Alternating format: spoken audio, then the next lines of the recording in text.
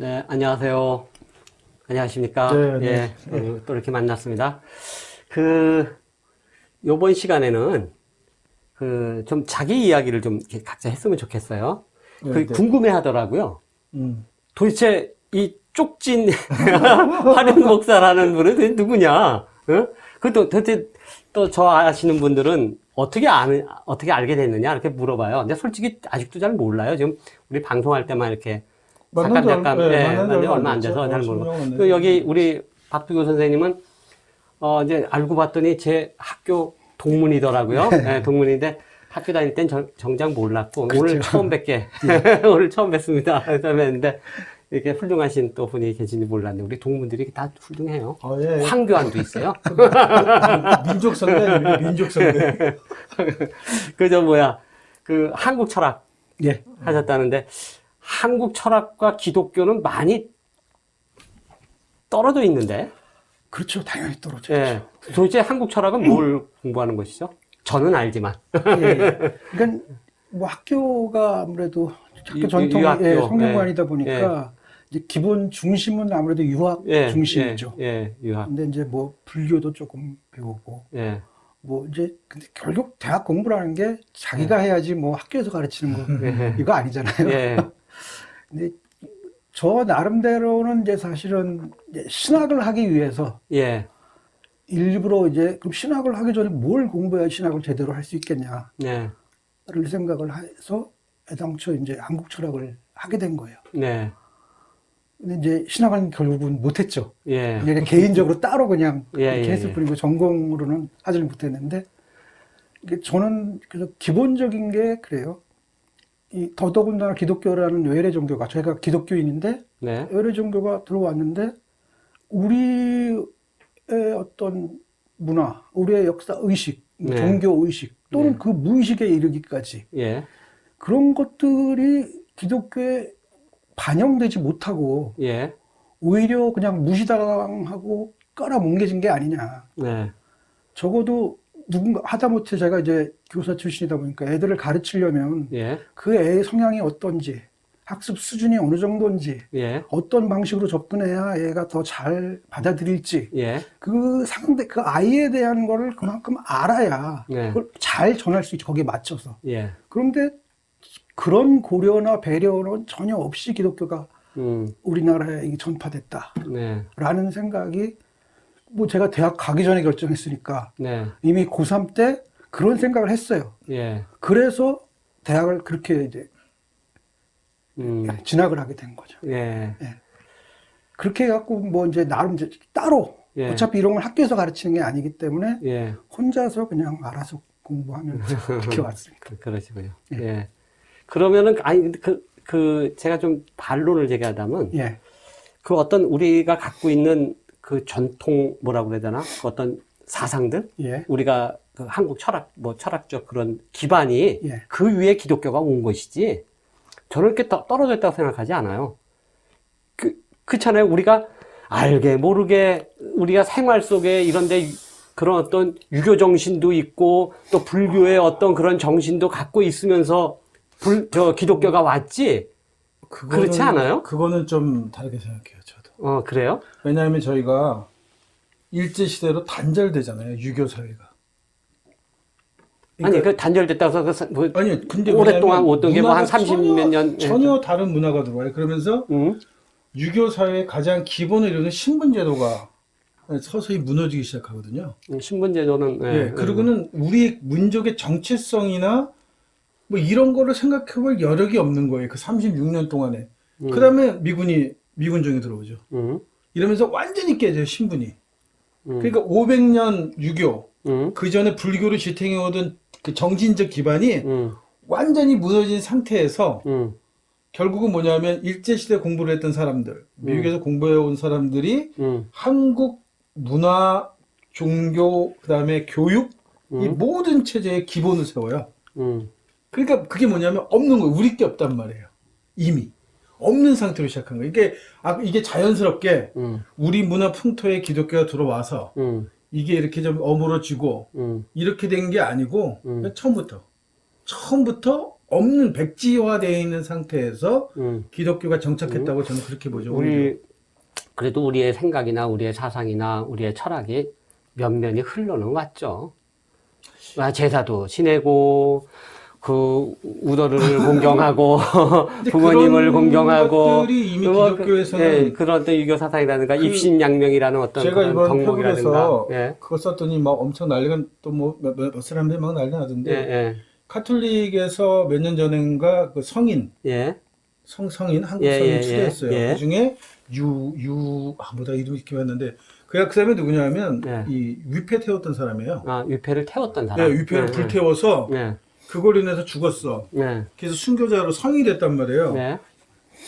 그러니까 사실은 기독교는 들어올 때 처음부터 우리 문화는 완전 야만, 미신, 미개 이렇게 깔고 들어온 거예요. 이렇게. 뭐 그런 건 예. 네, 그러니까 대화를 안 했다는 거예요. 물론 신부님 말씀대로 제사도 지내왔고 우리 전통적인 그러니까 그게 있으니까 저도 토착 신학을 하는 건데 그게 토착 신학. 예, 토착 신학하는 건데 이게 살아있지 않은 건 아닌데 기독교의 태도는 완전히 이거는 개무시하는 거죠. 그 베이스는 이거는 베이스는 이건 다른 없는 데서 거예요. 왔다는 이건 거지. 완전히 사탄마귀, 야만. 그러니까 여기는 계몽 종교고 제국주의 종교고 계몽 종교잖아요.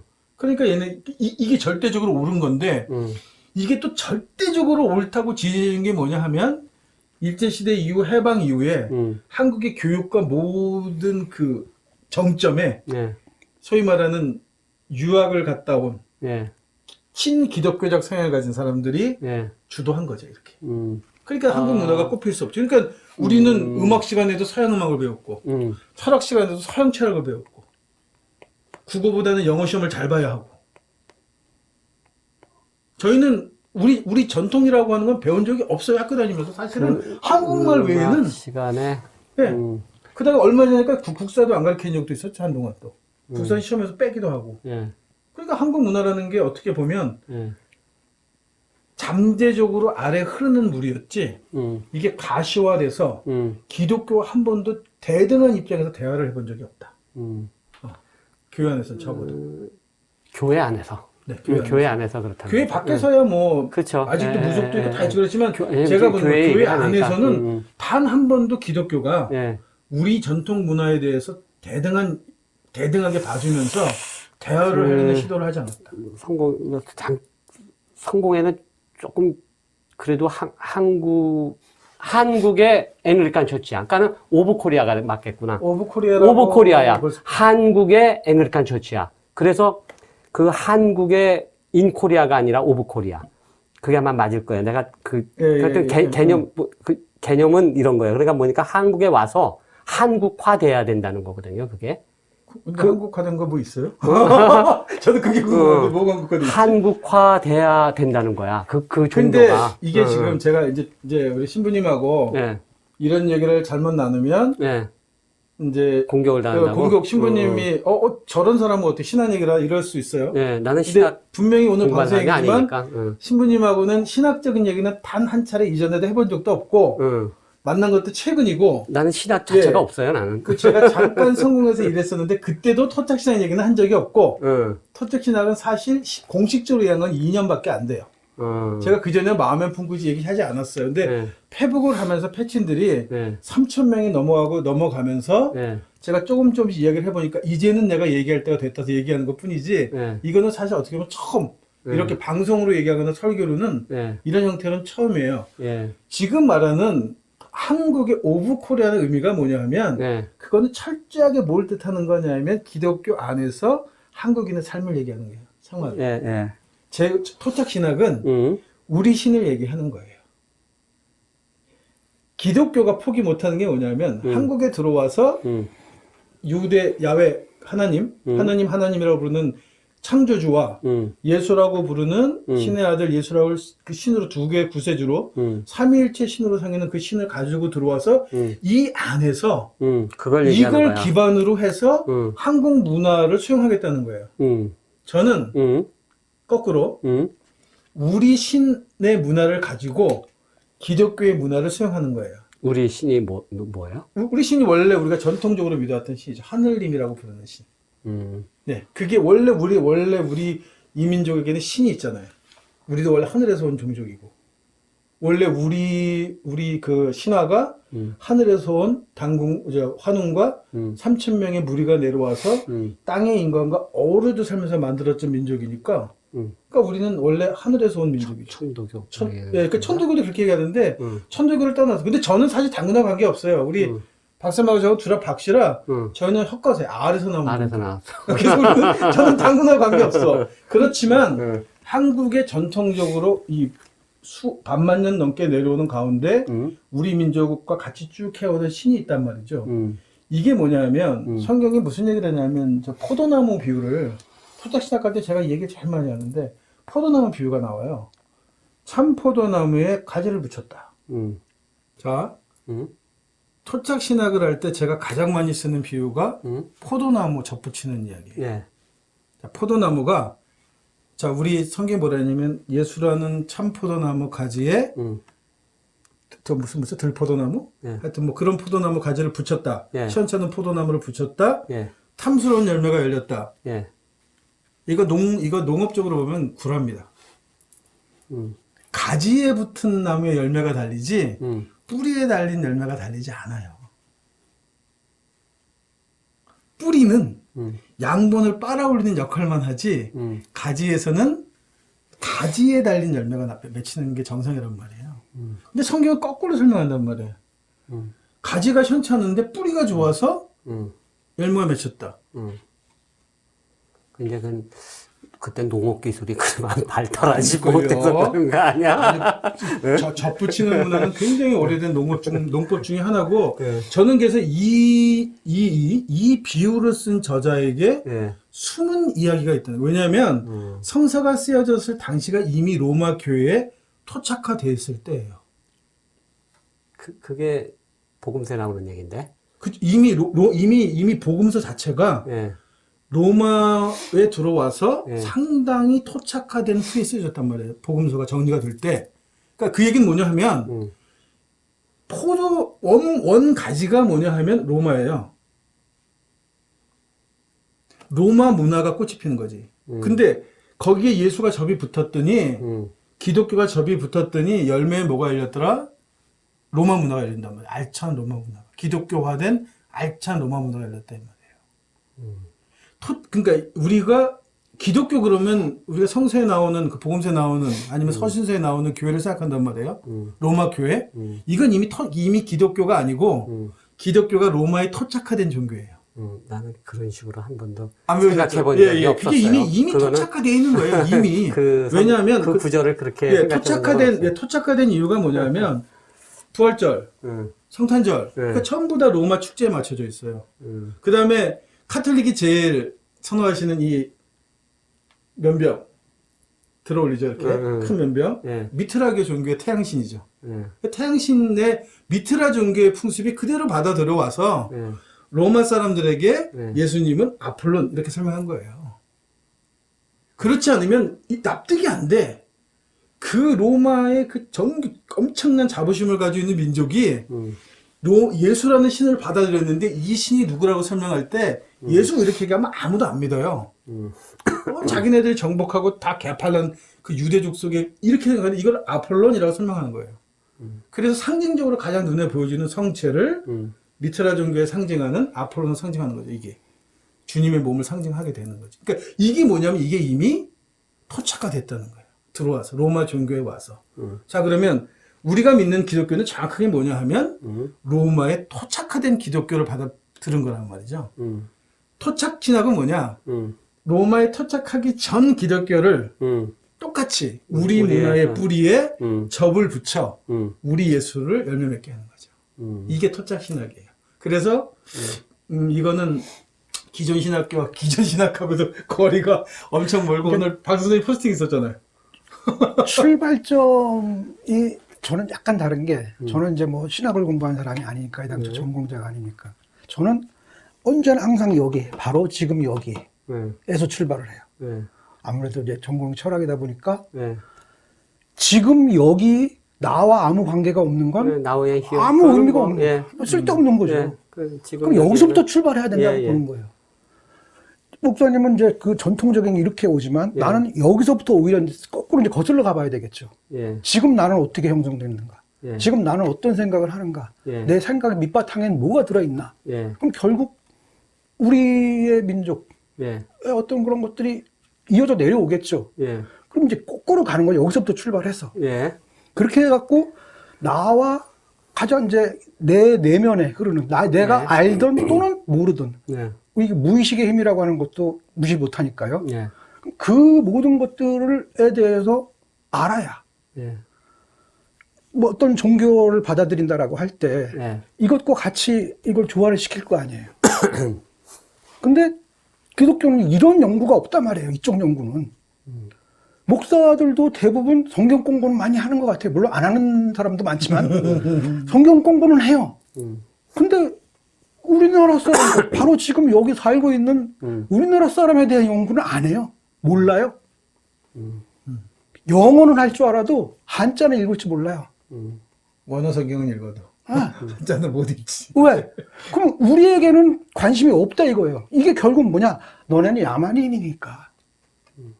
계몽과 야만. 너희들은 깨우쳐줘야 할 애들이니까. 이렇게 종교가 들어왔다는 얘기인 거죠. 관심도 없어요. 그러니까 초기 제일 처음에 천주시를 들여다가 정약용 뭐 실학자들 나이 나오잖아요. 예. 천주를 고백한다고요. 예. 그 천주가 네. 천주다라고 고백을 해. 예. 이 고백을 듣고 예. 바티칸이 발칵 뒤집히는 겁니다. 사제 없이 복음을 듣는 거예요. 사제가 가야 반드시 사제가 복음을 들고 들어가는 거지. 성경 쪼가리를 읽었다고 복음이 생기지 않는, 믿음이 생기거나 복음 말씀이 될 수 없다는 거죠. 불이 낙히 프랑스 신부를 보냅니다. 조선에다가. 뭐냐? 전했다는 거죠. 전해진 복음이지 너희가 스스로 깨달을 수 없어. 복음은 로마 카톨릭 사람 머릿속에 복음은 스스로 깨우치는 게 아니에요. 사제가 전해주는 거지. 그래서 불이 낙히 들어와서 순교하고 또 김대건 불러다가 초대신 그냥 순교용 신부죠 사실은. 그럼 바로 파송해서 또 순교하잖아요 이렇게.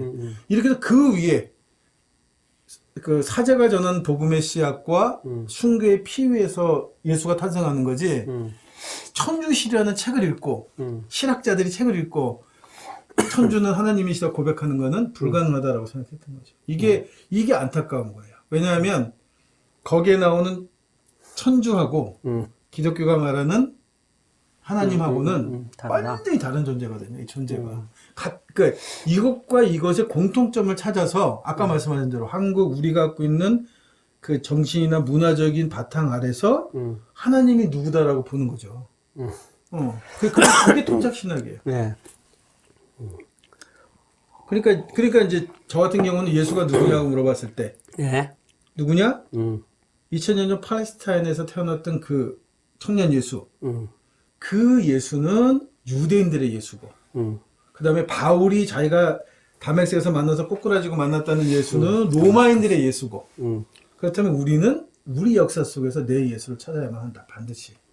그래서 역사적으로 보면 우리 민족이 어려울 때 하늘에, 그러니까 이거는 뭐 전략적으로 우수해서뿐만 아니라 하늘이 뭔가 지혜를 준 것처럼 이 민족을 구해준 그런 존재들이 우리한테는 예수이고 예수 자신이 한 말로 봤을 때는 너희가 마지막에 물어봐요. 주여 주여 하는 자가 다 천국에 들어갈 수 없다. 네.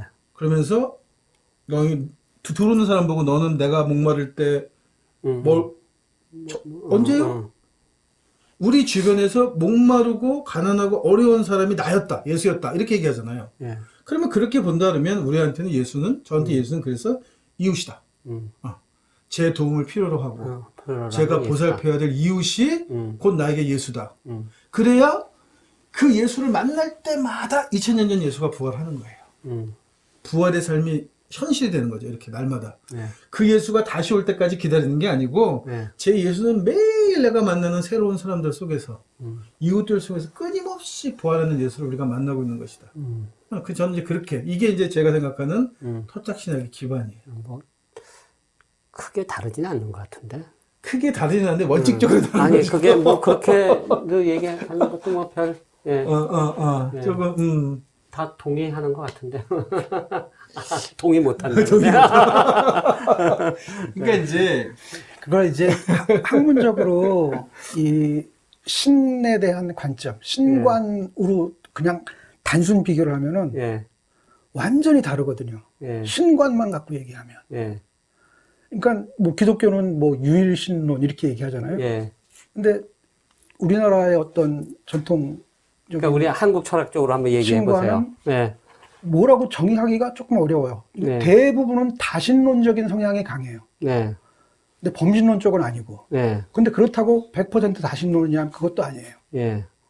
그러니까 우리가 알고 있는 신관으로 정의 내릴 수 없어요. 그러니까 다신론, 범신론부터 좀 잠깐 설명을 좀 하시면 좋을 것 같아요. 네, 다신론은 이제 우리가 흔히 얘기하는 무슨 뭐 그리스 로마 예. 신화에 나오는 예. 그런 산이 이제 여러 개 있는 거죠? 예, 신이 여럿인데 예.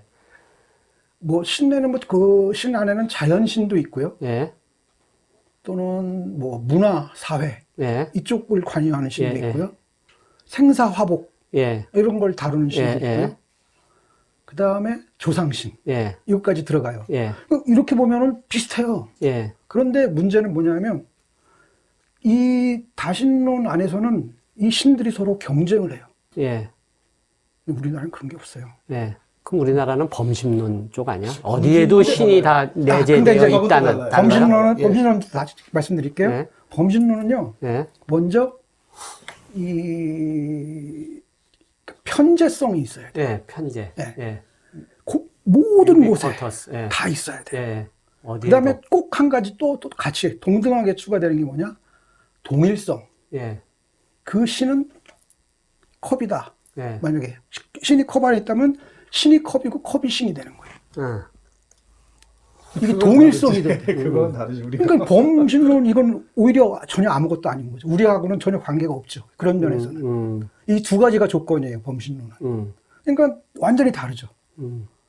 오히려 다신론 쪽에 가까운데 다신론으로만 다 설명할 수가 없어요. 설명이 잘 안 돼. 네. 그러니까 이런 면에서 보면은 이 유일신론과 그런 이건 뭐 신론에서부터 그런 토대 위에 부닥치는 유일신이 거. 들어온 거지. 네. 그죠? 근데 이게 재밌는 게요. 네. 우리가 아버지 하나님이라고 고백한단 말이에요. 네. 아까 차 타고 오면서 말씀드렸던 거예요. 네. 아버지 하나님이라고 고백하는데 네. 아버지라는 말에는 혈연적인 관계가 있는 의미죠. 이게. 네. 근데 유대교하고 기독교에서 네. 하나님을 네. 아버지라고 부를 수 있는 존재는 예수밖에 없어요. 에덴에서부터는 창조주지 네. 만들어준 존재지 네. 아버지는 아니에요. 네. 핏줄을 이어받은 거는 유일하게 네. 예수밖에 없어요. 네. 근데 예수가 자식이 없어. 네. 그러니까 끝난 거잖아요. 네. 그게. 네. 근데 한국에 들어오면 네. 우리는 하늘이 핏줄이에요. 음. 아까 말씀대로 당군 이렇게 해서 네. 그래서 우리는 아버지 하나님을 아버지라고 부르는 개념이 네. 너무 익숙해요. 근데 우리는 실제로 핏줄이 섞인 존재라서 아버지고 네. 기독교에서는 예수가 하나님의 아들이라는 핏줄이라고 믿는 것 그 자체를 믿는 예. 믿음이에요. 어. 그래서 차이가 분명하죠. 예. 그렇군요. 어렵다, 나는. 그래서 제가 포스팅 하나 한 것 중에 그러니까 이 토착 신학은 예. 오늘날 이제 이 기독교를 이게 품을 수 있어요. 예. 그러나 기독교는 토착 토착 신학을 품을 수가 없어요. 아, 기독교는 범죄 토착을 없다. 밖에 있어요, 밖에. 이게 뭐야 뭐든지 바깥에 있으면 힘들어요. 힘들어요. 예, 아니 근데 바깥에 나와 오히려 보니까 토착 신학은 기독교를 품을 수 있다니까요. 토착 신학이 기독교를 않는 건 너무나 신두교 당연한데, 같으네. 모든 거를 다 품을 수 있지만. 네. 예. 그러니까 그릇으로 따지면 큰 그릇이 작은 그릇을 품지 작은 그릇은 큰 그릇을 못 품는 거예요. 그래서 뭐 이 정도 얘기하시고 네. 이제 5.18 얘기를 5월달이니까 네. 5.18 얘기를 좀 하자고요. 5.18 얘기를 그때 신부님이 나는 그때 대학 4학년이었어요. 4학년, 우리 저는 고1. 고1 저는 대학교 1학년 세대기 살아있는 역사죠. 저희들한테는. 그러니까 저는 예. 제가 이제 군대도 갔다 오고 예. 이렇게 해서 이제 87년도에는 대학까지 졸업하고 예.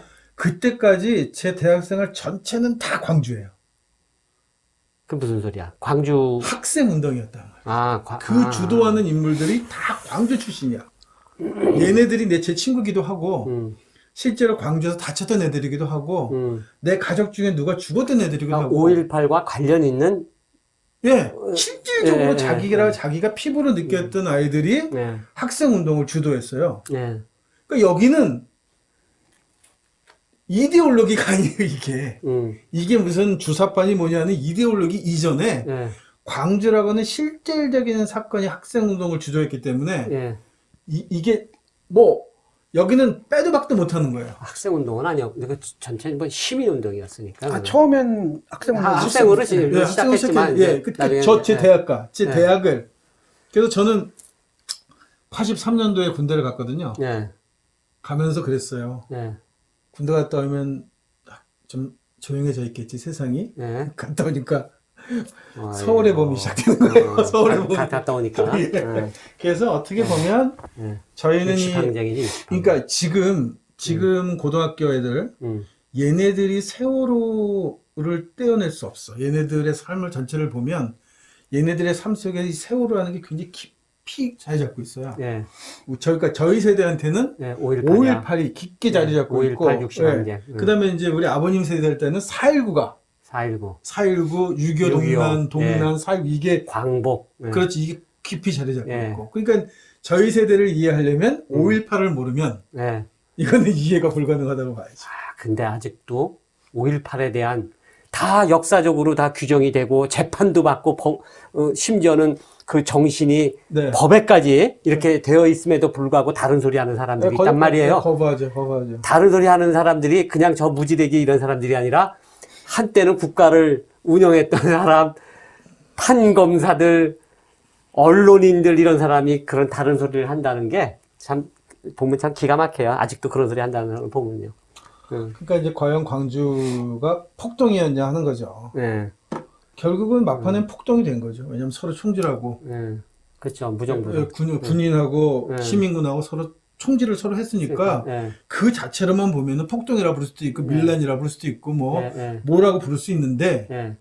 과연 그걸 그렇게 정의할 수 있냐? 왜 그렇게 됐느냐? 네. 왜 그렇게 됐고 거기서 얻어진 게 뭐냐? 얻어진 봐야지. 게 뭐고 누구 때문이냐 이 원인이 무엇 때문에 시민들이 총을 들었느냐? 네. 근데 이제 신군부는 그렇게 얘기하거든요. 네. 시민이 총을 들어 발표할 수밖에 없었다. 네.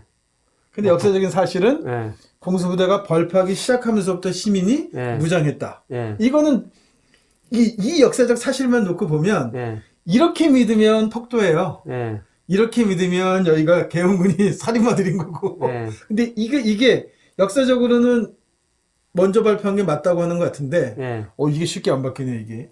그래서 저는 이쪽에 있는 사람들이 누군가가 사실 군인들이, 네. 그때 참여했던 군인들이 그때 커밍아웃 해야 되는 사실은 거야? 네, 이렇습니다 하고 고백을 해야 하는데, 몰라, 근데요.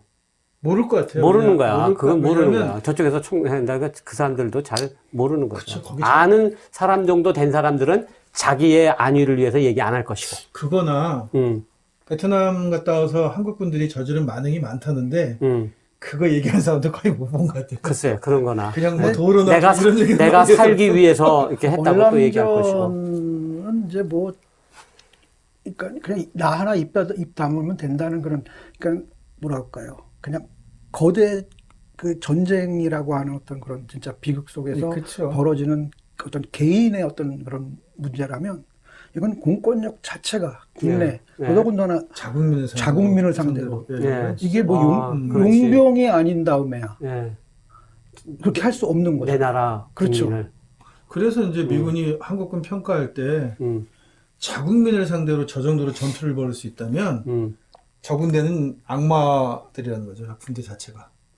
저들이 딴 데 나와서 다른 지역에서 전투를 벌이거나 전쟁을 했을 때 상상을 초월한다는 거예요. 일반적으로 군인도 인간이기 때문에 갖고 있는 갈등들이 여러 가지 요소들이 있는데 그래도 그것들을 많이 완화하는 게 나랑 민족이 다르고 이념이 다르고 뭐 여러 가지 특히 이제 생김새가 다르고 이런 것들이 작용을 해서 죄책감이 많이 사라지는 건데 자국민을 상대로 그렇게 총질을 해댄다는 것 자체의 총질을 하니라 총질이 안 보이니까 할 수 있겠다지만 정말 개머리판으로 막 질질 끌고 다니고 대검으로 찌르고 이런 걸 보면은 정말 그거는 정말 무서워요. 그 5.18 기념관이나 광주 가서 그 사진 같은 거 보면은 정말 저랬을까 하는 거를 그 시대를 살았다는 그것이 참. 그거보다 더 그것도 끔찍하죠. 예. 근데 사실 제가 더 끔찍하게 생각하는 거는 그 희생자들, 시신들 찾는 유족들 사진 거기에 달린 댓글이에요.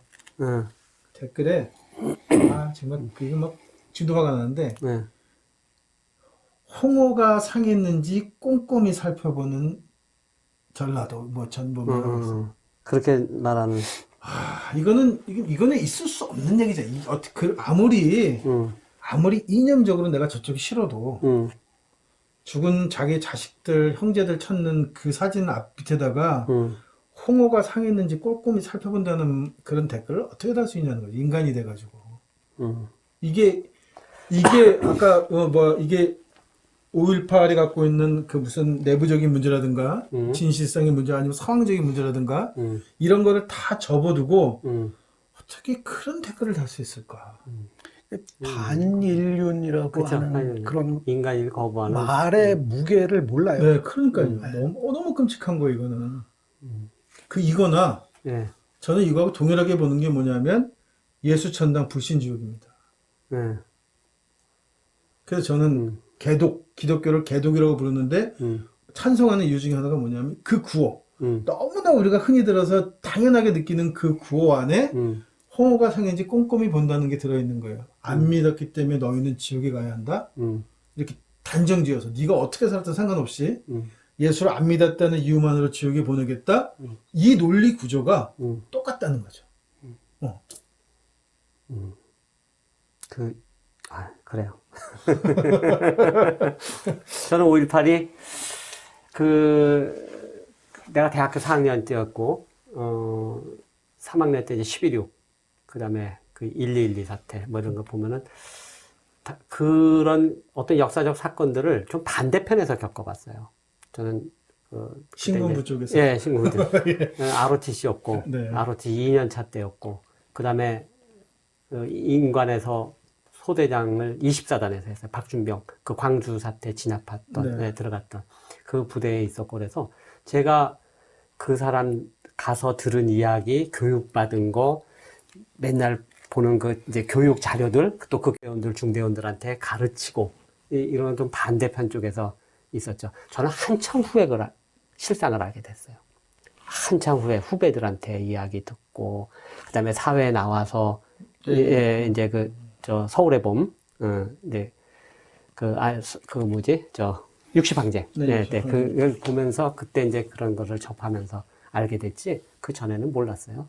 그러니까 이제 저희 아버님 같은 경우도 여수순천 사건이나 6.25를 겪었어도 본인이 직접 몸으로 다 겪었지만 그 실상 전체를 파악한다는 거는 또 다른 문제라는 거죠.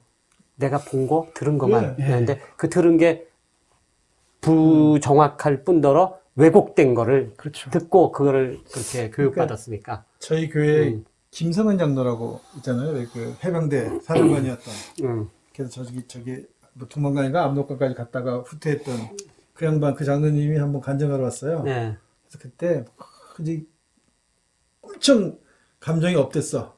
그래서 무슨 창조농가에서 후퇴하는 얘기를 하면서 자기가 탁 기관창을 두고 딱 했더니 인민군이 옥수 넘어지더니 확 쏘인다는 거예요. 그걸 너무 자연스럽게 얘기했는데 이제 앞에 장로님이 한번 벌떡 일어나더니 이 양반아 내가 거기 있었던 사람이라는 거예요. 아 그쪽에서 총에 쓰러졌던 당신이 쏜 총에 우르르 죽었던 인민군 중에 하나인데 내가 살았다. 살아남았는데 그래서 어떻게 사람이 사람 죽이는 걸 그렇게 신이 나서 얘기하냐고 화를 펄컥 내는 거예요.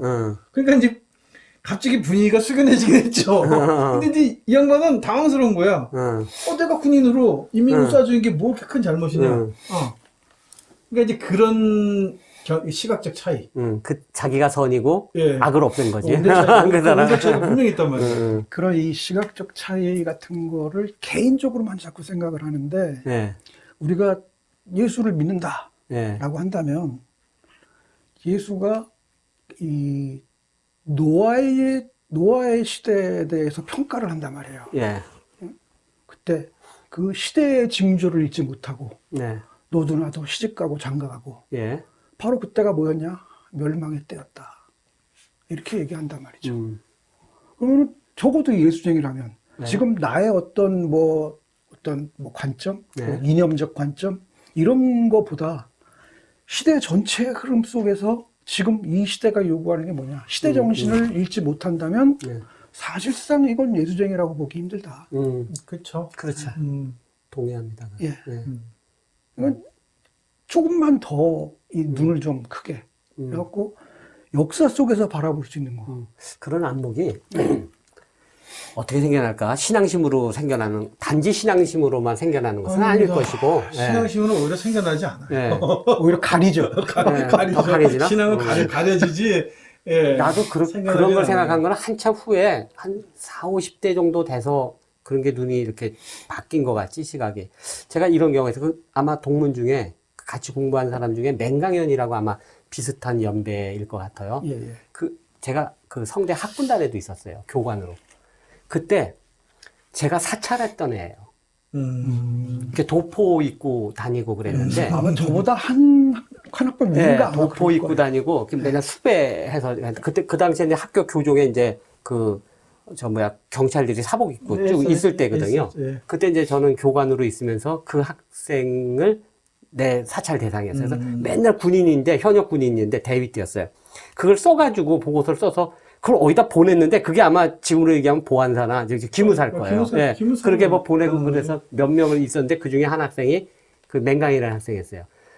전 잊혀졌어요. 우리 집에도 오고 내 밥도 사주고 쫓아다니면서 이제 뭐 이렇게 뭐라 그래 보호 관찰을 하고 있었는데 나중에 걔가 잡혀갔는지 그건 잘 모르겠는데 얼마 전에 한 1, 2년 전에 보니까 성균관대학교에 동문회, 동창회 이렇게 일을 하시고 계시더라고, 그분이. 그래서 내가 이제 그분이랑 이렇게 서로 이렇게 메시지를 오고 가면서 나 기억하냐? 그랬더니 기억한다고 그러더라고. 선배 기억한다고 해서 내가 당신을, 후배님을 내가 사찰했었다. 그래서 내가 정말 사죄한다. 그랬더니 웃으면서 하는 말이 다 알고 있었다. 알죠. 다 지나간 일인데, 이렇게 얘기하더라고요. 저는 그걸 모르고 그런 거를 이제 그냥 시키니까 이제 하는데, 지금 생각하면은, 그때 그랬어요. 하여간. 그래서 그런 것이, 보는 안목이, 그때는 그런 게, 어떻게 그런 게, 그래서 군인은 누구한테 충성하냐는 거죠. 그래서 저희도 이제 군대 가면, 대한민국 국군은 국민의 군대이다. 그렇게 그렇게 맹세를 하잖아. 맹세하죠. 선서를 하잖아. 국민의 군대인데 그럼 국민의 뜻을 따라야 되는 건데 국민의 생명과 재산을 보호한다고 그러죠. 예. 신군부나 정권의 뜻이 대통령의 의지가 정권이 국가고. 그게 국민이겠느냐.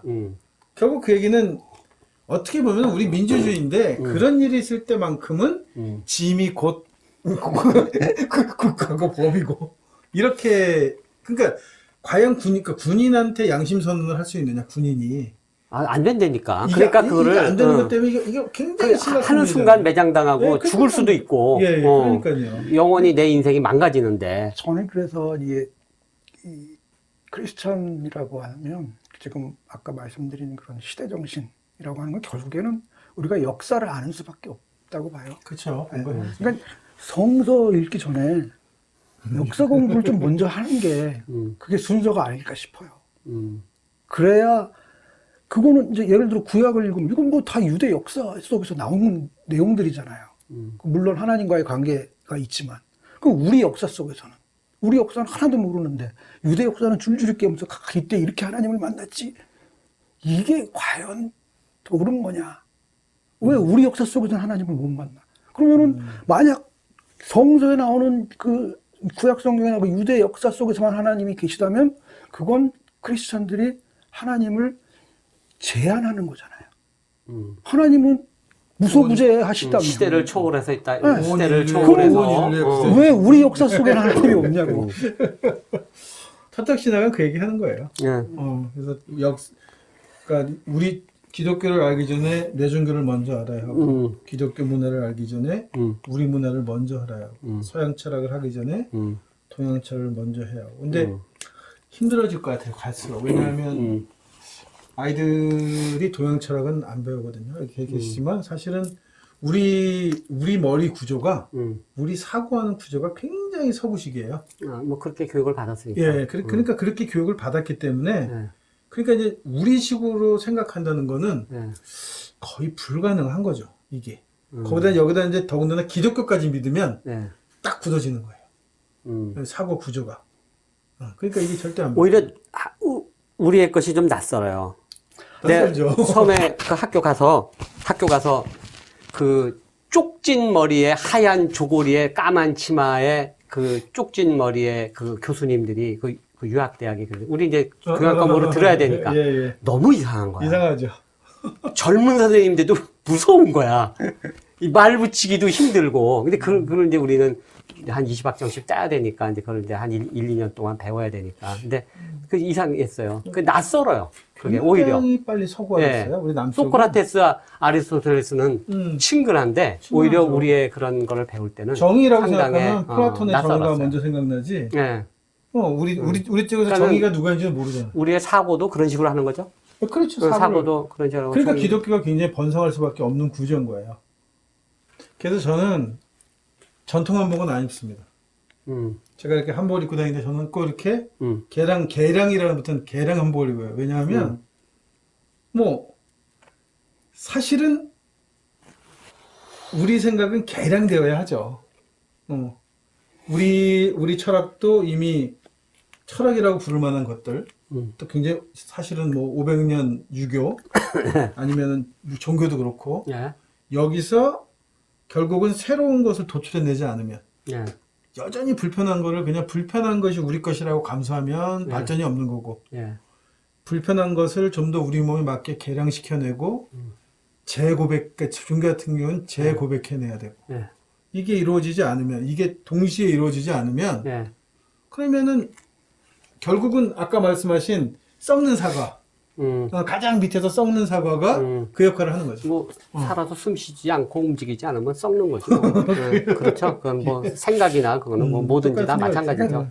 그 말씀하신 게 제가 아까 말씀드린 대로 지금 여기서. 예. 지금 그래요. 여기 있어요. 지금 그러니까 전통 이게 온고지신이라고 그랬잖아요. 예. 그러니까 그걸 끌어와서 예. 불편한 한복을 지금 왜 입냐고. 예. 불편하지 않게 입어야지. 그렇죠. 네. 불편하지 네. 않게 입어야죠. 예. 그렇다고 버려버리면 안 되고 네, 버릴 것도 아니고. 버리고 서양옷만 그렇다고 편하다고 근데 입으면 안 서양 돼요. 거는 또 무조건 나쁘냐? 네. 또 그건 아니잖아요. 그러니까 그것들을 어떻게 이렇게 잘 조화시켜 나갈 거냐를 관심을 가져야지. 네. 아 옛날 거 너무 어려워, 싫어, 불편해. 이렇게 버리고 나면 그 다음엔 뭐가 남겠냐.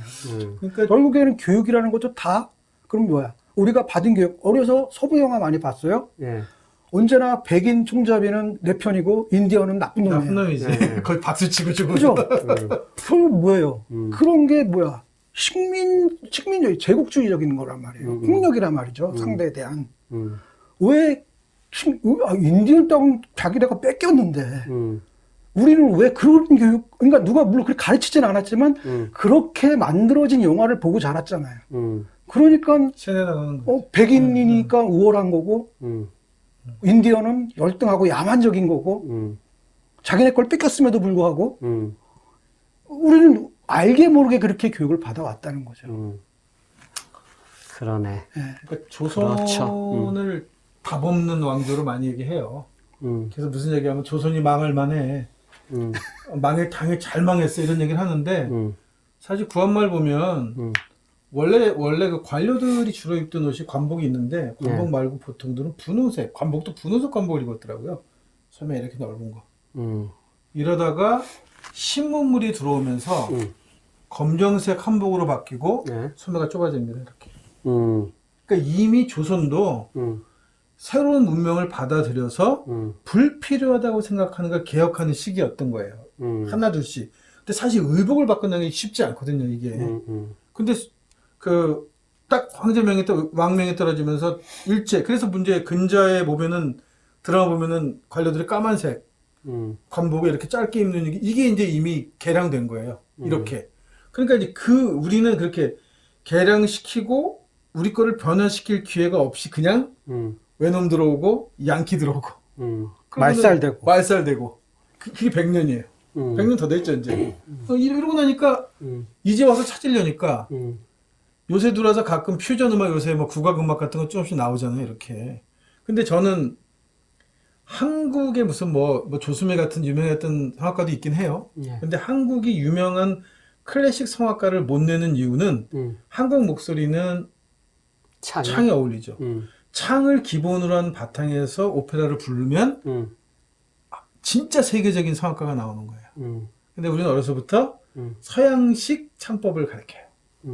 한국 사람인데. 그러니까 그래서 이 뭐 집사람도 뭐 피아노 때문에 외국 갔다 왔지만 이 성악으로 외국 갔다 온 이태리 간 애들이 그냥 첫날 좌절해요. 빵집 아저씨 부르는 목소리를 그 음량을 못 따라가. 그 타고난 성량을 못 따라가요. 우리 제자가 그쪽 동네에서 이 성악 하는데 이태리 애들은 걔네들이랑 하면 안 된대. 안 돼요. 이미 구조가 거긴 달라. 그냥 어디 프랑스로 가서 일상적인 거야? 네, 보통이야? 그것뿐만이 아니고. 걔네들 성대는 그다음에 못 지금 따라가네. 배우석은 이거 기타리스트거든요. 국내에서 이렇게 꼽아준 송이에요. 미국으로 공부를 하는데 길거리에서 버스킹을 이거 모르니 평생 내가 노력해도 쟤를 못 따라가요. 이름도 아무것도 없는 애가 앉아서. 그다음에 흑인 소울. 각 민족마다 자기네들이 갖고 있는 아무도 범접할 수 없는 자기 문화에만 낼 수 있는 향기들이 있단 말이에요. 한국은 우리가 낼 수 있는 향기를 그냥 다 잃어버렸잖아요. 그냥 바다 냄새만, 바다고 치 냄새만 범벅이지. 그러니까 제가 토착신에 얘기하면 다들 무서워해요. 이거를 듣기 싫다가 아니고 무서워. 왜냐하면 저거 잘못 들으면 2단, 3단 다니고 완전히 저거 무슨 이상한 놈 될 거란 하는 생각이죠. 왜냐하면 제가 한국 영성으로 얘기하고 있는데도 불구하고 음악도 마찬가지고 다 그렇죠.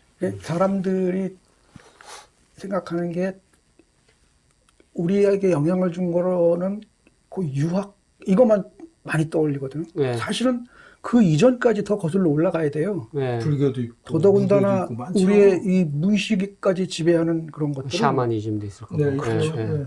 거기까지 가야 네. 진짜를 우리 저걸 만나게 되는 건데 무교. 그냥 유학 이 정도만 생각을 하고 있는데 아직 멀은 얘기거든요. 네. 아직 샤만이 살아 있잖아요. 저희 그럼요. 무당으로. 있죠. 그리고 그 종교적인 그 영성들이 우리나라의 가장 전통적인 종교라고 하잖아요. 많이 타락하긴 했지만 무속도 상당 부분 타락해서 엉망진창이 되긴 했어도 무교가 원래 갖고 있던 영성은 아직 살아있단 말이에요. 그렇지. 그런데 이 영성을 그냥 미신, 야만, 미신에서 딱 덮어버릴 수는 없다는 거예요. 이게 한국인의 영성, 기본 영성은 여기 깔려있는데 샤만 영성들이 깔려있는데 거기다 외래 종교 불교가 들어오면서 영향을 받았고 불교는 토착화됐잖아요. 그래서 한국 불교는 믿는 부처를 믿습니다. 근데 믿기도 하고, 근데 뭐 삼신할머니도. 근데 불교 믿는 사람들한테 호랑이 얘기하면 신도 갖다 대부분 놓고. 공부 좋아하는 사람들 뭐냐면 불교는 신이 믿는 삼신각이라고. 종교가 아니야. 우리는 깨달음의 종교야. 아니에요. 한국에서는 불교는 부처를 믿는 종교예요. 기복신앙으로 믿죠. 그러니까 정토종 같은 경우는 믿음의 대상이에요. 아예 믿음에 대해서. 그렇기도 하고. 불교가 잘 아시잖아요. 불교는. 거기다 티베트 불교 같은 경우는 달마이라마라고 하는 생불이 있고. 그러니까 부처가 사실은 불교가 다양하죠. 그 얘기 뭐냐면 불교가 각 문화권에 들어가면서 자기네들 전통 종교가 갖고 있는 종교와 혼합이 되면서 그렇게 새롭게 고백된 거죠. 불교는 뭐 저희 힌두교랑도 많이 많이 합쳐지기도 그렇게 고백해야 되는데 여러 가지. 한국 기독교는 왜 아직도 원수를 읽고 미국을 오리지널 기독교라고 얘기하고 오리지널 타령을 하냐고요. 오리지널. 종교는 오리지널이 중요하지 않거든요. 새로 고백해내는 게 중요하지. 근데 아직도 우리는 오리지널 얘기를 한다고 그러지. 미국 가서 다르더라니. 뭐 성서를 원어로 읽으니까 뜻이 다르더라니. 이런 헛소리를 하니까. 네, 그런데 네. 그거는 이제 지금 이제 이어서 베이스로 이제 하는 얘기고, 그래서 5.18도 그래서 그 맥락에 있다는 거예요. 5.18이 우리 시대를 관통하는 시대 정신인데 이마저도 합의점을 도출하지 못하고 좀 안타까워. 계속 포류해요. 왜 포류하느냐? 이 포류하는 이유. 뭐 정치적 이유도 있고 여러 있는 것 같아요. 저는 뭐 가장 큰 이유가 여전히 우리는 또 얘기하면 큰일 날지 또. 여전히 우리는 양키 나라가 양키 군대가 주둔하고 있는 식민지이기 때문에. 그러니까 이게 미군과도 연결되어 있고 반공 이데올로기와 연결되어 있고 미국의 자본주의도 연결되어 있고 이런 것들이 기득권을 형성하고 있는 한 절대 합의점이 안 나옵니다. 할 수 있는 이야기에 제약을 많이 받죠. 얘기 안 하려고 하죠. 얘기 이쪽은 얘기 안 하려고 하니까. 그냥 덮고 가죠. 그 사람들이 기득권이니까. 그게 또 기득권이에요. 네. 약자도 아니고. 그러니 약자들이 100년 얘기해봐야 얘네들한테 씨알도 안 먹히지. 아, 전 그래도 희망을 가져요. 많이 바뀌고 있잖아요, 지금. 촛불이요? 네, 나는 촛불 플러스 촛불. 지금 우리 정권을 지지합니다. 나는 바뀐다고 생각을 해요. 촛불이 있으니까. 그래서 비폭력 운동은 사실 간디도 실패한 거죠. 인도에서도 실패한 혁명운동인데 한국에 와서 촛불로 살아났어요. 무혈혁명.